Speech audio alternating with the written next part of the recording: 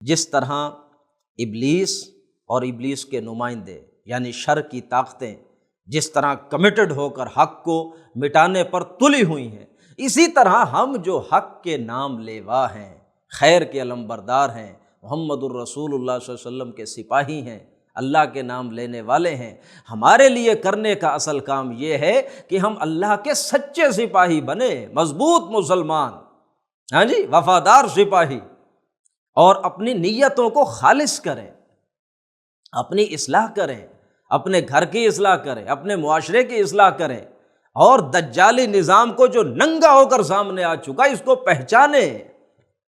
اور سب سے جو اہم کام ہے وہ یہ ہے کہ فکری طور پر ہم بیدار ہوں اور ایک دوسرے کو بیدار کریں۔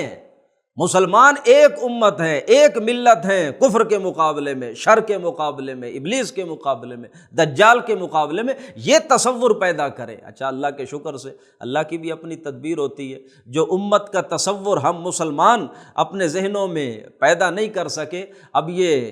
دجال اور اس کی جو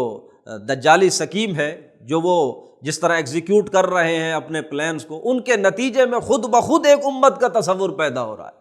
یعنی مسلمانوں کے اندر یہ ریئیکشن ہوتا ہے نا۔ تو بس اس کو تھوڑا سا اور ہمیں سٹیمولیٹ کرنے کی ضرورت ہے، اس تصور کو مزید ابھارنے کی ضرورت ہے، یعنی فکری طور پر ہم ایک بیداری کی تحریک چلائیں، اپنی نسل کے اندر یہ تصور امت کا پیدا کریں، اور جیسے میں پہلے کہہ چکا ہوں دین کی اصل رہنمائی کی طرف ہم رجوع، قرآن کو صرف تلاوت تک نہ رکھیں بلکہ اس کی جو فکر ہے، اس کا جو فہم ہے، اس کو سمجھیں اور اس پر عمل کریں۔